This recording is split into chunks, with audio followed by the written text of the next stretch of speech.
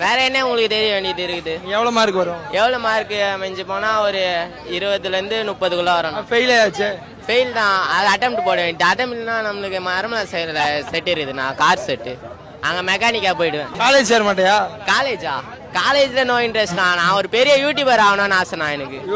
ஒருத்தங்க எக்ஸாம் எப்படி இருந்துச்சு அப்படின்னு சொல்லிட்டு ரிவ்யூ மாதிரி கேட்குறாங்க ஒரு சோஷியல் மீடியா பிளாட்ஃபார்ம்லேருந்து வந்து அப்படின்னா, ஓகே நான் ஏதோ என்னால் முடிஞ்ச அளவுக்கு எக்ஸாம் பண்ணியிருக்கேன், பாஸ் பண்ணுறதும் பண்ணாததும் அங்கே திருத்துறவங்க கையில் தான் இருக்குது, ஆனால் நான் என்னால் முடிஞ்ச அளவுக்கு நான் நல்லா தானே எழுதியிருக்கேன், ஒரு வேளை ஃபெயில் ஆகிட்டா ப்ராப்ளம் இல்லை, அட்டம்ப்டில் நான் கிளியர் பண்ணிடுவேண்ணா அப்படின்னு சொன்னால், இதை அவங்க பேரண்ட்ஸே பார்த்தாலுமே ஓகே நம்ம பையன் பாஸ் ஆனால் போதும், அவனால் முடிஞ்ச அளவுக்கு அவன் பண்ணியிருக்கான்ல, அவன் பாஸ் பண்ணிடுவான் அப்படின்னு ஒரு நல்ல ஃபீல் வரும் அவங்களுக்கு.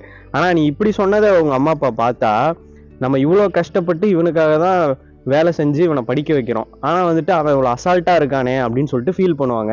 ரெண்டாவது, எனக்கு காலேஜ் படிக்கிறதுலலாம் இன்ட்ரெஸ்ட் இல்லை, நான் போயிட்டு வந்துட்டு யூடியூபர் ஆக போகிறேன், யூடியூபர் ஆகணும் அப்படிங்கிறதெல்லாம் நல்ல ஆசை தான். ஏன்னா வந்துட்டு இப்போ புது புது கிரியேட்டர்ஸ் யூடியூப்ஸ்குள்ளே வந்துட்டே இருக்காங்க.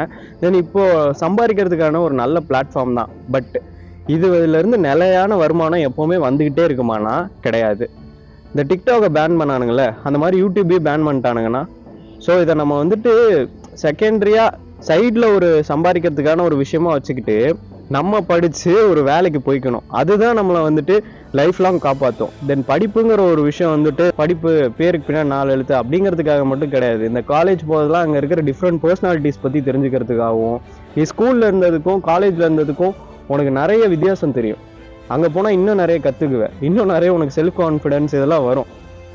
ஸோ படிப்பு இங்கே ஒரு சைடு படித்து வச்சுக்கோங்க. படிப்பு மட்டும்தான் உங்களுக்கு வந்துட்டு மரியாதையை தேடித்தரும். வெளியே போய்ட்டு நான் ஒரு யூடியூபர் அப்படின்னு சொன்னீங்கன்னா கூட 4 பேர் மதிக்க மாட்டான். படிச்சிருக்கீங்க அப்படிங்கும் போது தான் மதிப்பானுங்க.